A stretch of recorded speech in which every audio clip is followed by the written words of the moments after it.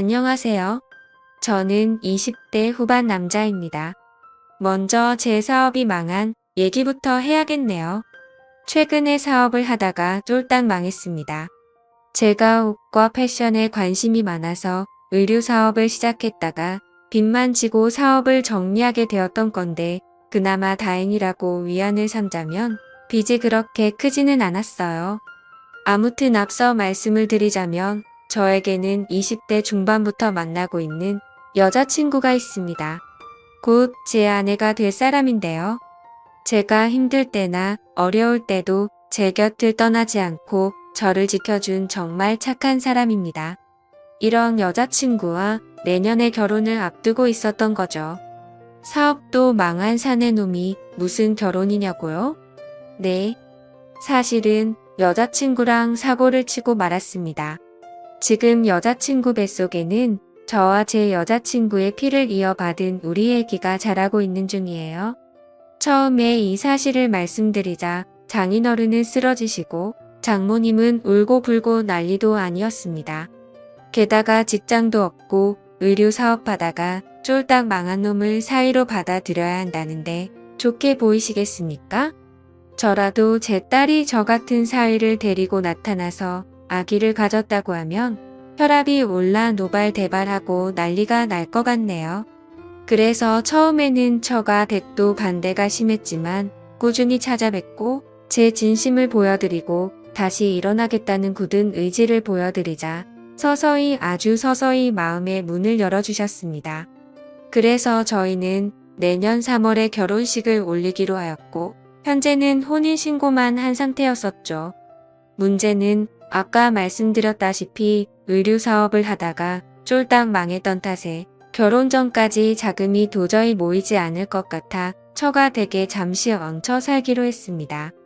사실 우리 집이 따로 없으면 저희 부모님 집에 같이 들어가서 사는 게 맞는 거라고 생각하실 수도 있습니다. 하지만 안타깝게도 저희 부모님의 집은 현재 저희가 살고 있는 수도권이 아닐 뿐더러 집이 작아서 아내와 같이 들어가서 살기는 무리가 있을 정도였죠. 그래서 결혼 승낙을 해주실 때 장인어른과 장모님께서 마음을 크게 써주셨습니다. 제가 내년에 결혼식을 올리고 직장을 구하든 사업을 다시 하든 안정화가 될 때까지 처가 댁에 머물러도 괜찮다고요. 진심으로 감사드리는 마음에서 장인어른과 장모님의 말씀을 듣고 나니 눈물이 나더라고요. 세상 때려 죽여도 모자랄 못난 사위를 분명 불편하실 텐데 불구하고 본인 집에까지 있게 해주시다니 싶었습니다. 장인 어른과 장모님의 진심 어린 응원에 힘이 나서 저도 하루빨리 재기해 보이겠다고 마음을 다짐했습니다. 아내에게는 여동생이 한 명 있는데요. 저한테는 처제가 되는 거죠.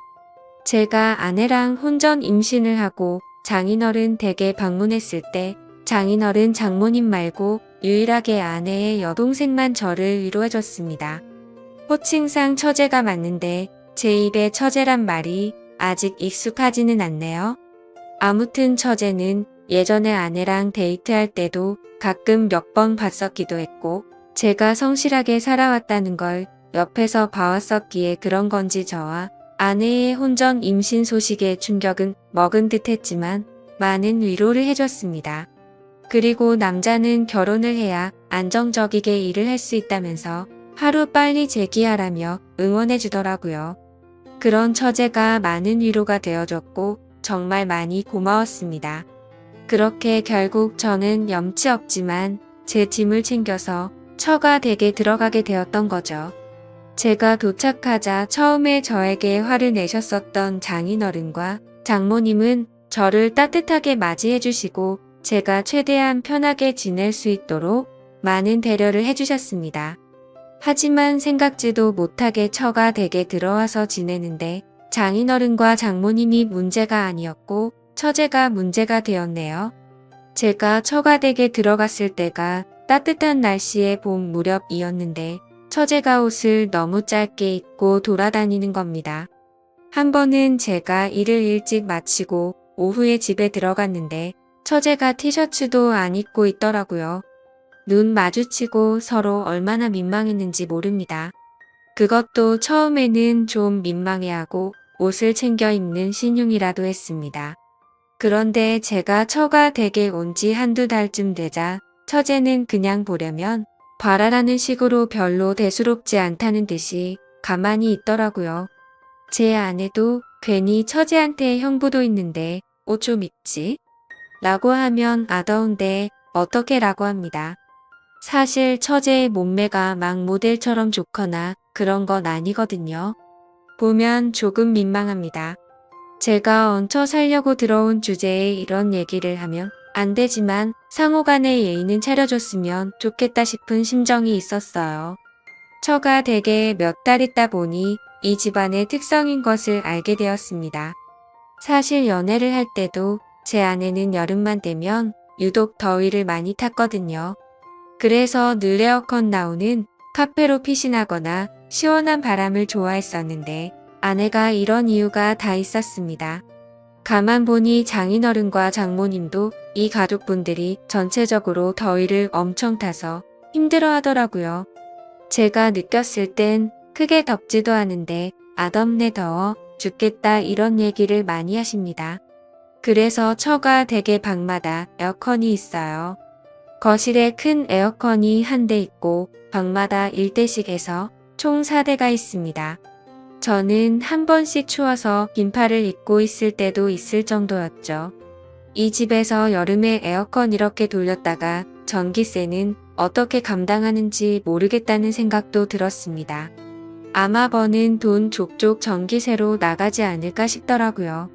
그러다 최근에 진짜 감당 못할 일을 겪고야 말았습니다. 제가 거실에서 TV를 보고 있었는데 처제가 샤워를 하고 있었어요. 처제가 샤워를 마치고 나왔는데 깜빡하고 옷을 챙기지 못했는지 큰 수건으로 중요 부위만 가리고 후다닥 자기 방으로 들어가더라고요. 아, 정말 현타가 왔습니다. 내가 이 꼴을 언제까지 보고 있어야 하나, 이 꼴 보기 싫어서라도 하루빨리 이 집에서 나가야겠다 느꼈습니다. 그래서 한 번은 장인어른, 장모님, 처제, 저와 와이프 모두 모인 저녁 식사 은근슬쩍 한마디 했어요. 장인어른, 장모님 몸에 열이 참 많으신 것 같다고 하니까 맞다고 하시며 우리 집안 내력이 몸에 열이 좀 많다. 그래서 인삼이나 홍삼 같은 것도 안 먹는다고 말하시더라고요. 그리고 박서방 자네가 여름에 좀 민망하지? 미안해라고 하셔서 아니에요. 괜찮습니다. 라고 대답했습니다. 미안하다 라고까지 하시는데 얹혀 사는 제가 무슨 할 말이 있겠어요. 처제는 거기에다가 한술 더 떠서 형부도 더우시면 옷 좀 편하게 입고 다녀도 괜찮아요. 여름에 땀나고 덥잖아요 하는데 할 말이 없더라고요. 저 집에서 반팔 티셔츠랑 반바지 추리닝만 입고 돌아다니는데 그럼 상의 탈의하고 빤스만 입고 돌아다니란 말인 건가 싶었습니다. 그래서 아니야, 괜찮아요. 처제라고 대답했어요. 참 남들이 봤을 땐 뭐 험한 말로 눈욕이라도 많이 즐겨둬라. 이제 유부남이다 하시는데 저는 불편해 죽겠습니다. 솔직히 제가 보고 싶은 몸매면 또 모르겠어요. 그것도 아니고 말이죠. 그때 처제가 샤워실에서 나와 호다닥 방으로 들어간 걸 아내한테 말할 수도 없고 참 힘드네요. 그래서 아내에게 고민사항을 말했습니다. 사실 자기네 가족들이 모두 더위 많이 타고 하는 건 알겠는데 그래서 집에 에어컨을 자주 사용하는 것은 이해한다고 말했어요. 하지만 처제의 옷차림과 행동이 너무 노골적이어서 불편하다고 설명했습니다. 아내는 처제와의 사이에 민감한 문제일 수 있기 때문에 조심스럽게 표현했습니다. 아내는 제 고민을 이해하고 고마워하는 표정으로 대화했어요. 그리고 처제와의 사이에 어떤 대화가 필요한지 함께 고민해 보기로 했습니다. 아내는 가족 간에는 솔직하고 열린 대화가 중요하다고 언급했죠. 그 후로는 아내와 함께 처제와 대화하는 시간을 가졌어요. 처제에게 자신의 불편함과 존중받을 권리에 대해 이야기하면서 함께 어떤 접근 방법이 좋을지 고민했습니다. 처제도 서로를 이해하고 존중하는 분위기에서 대화에 참여했어요. 이러한 대화를 통해 처제는 자신의 행동이 불편함을 일으킨다는 것을 이해하고 앞으로는 상황을 고려하여 행동하겠다고 약속했습니다. 처제와의 관계에서 발생한 불편함을 해결하려는 노력이 가족 간의 화목한 분위기를 유지하는 데 도움이 되었습니다. 아내와 함께 이런 어려운 상황을 극복하고 가족으로서의 애착을 다지는 경험은 결혼 생활에 더욱 깊은 이해와 연대감을 키워주었습니다.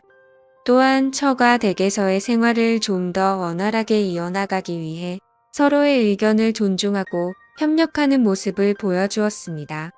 이런 어려운 상황을 극복하면서 가족 간의 소통이 더욱 중요하다는 것을 깨달았습니다.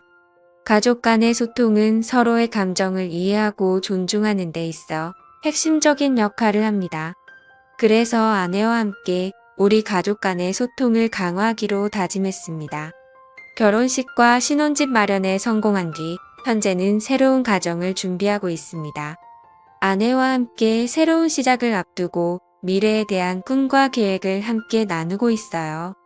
또한 처가 댁에서의 경험을 통해 가족 간의 존중과 이해를 높이는 노력을 기울이고 있습니다.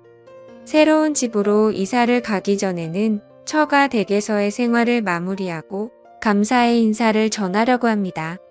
장인어른과 장모님 그리고 처제에게 감사한 마음을 전하면서 새로운 가정에서도 서로 존중하고 이해하는 가족이 될 것임을 약속하려고 합니다. 여러 어려움을 극복하면서도 우리 가족은 더욱 강해지고 성장했습니다. 이제는 미래의 행복한 가정을 이루기 위해 함께 노력하고 서로의 지지와 이해를 바탕으로 더욱 깊은 연결을 만들어 나가려고 합니다. 마지막으로 이 얘기를 들어주셔서 감사합니다. 여러 어려움을 함께 나누고 고민하며 성장하는 과정에서 얻은 교훈들이 우리 가족을 더욱 튼튼하게 만들어가고 있습니다. 앞으로도 서로를 이해하고 지지해주며 행복한 가정을 만들어 나가고자 합니다. 감사합니다. 행복한 하루 보내시길 바래요.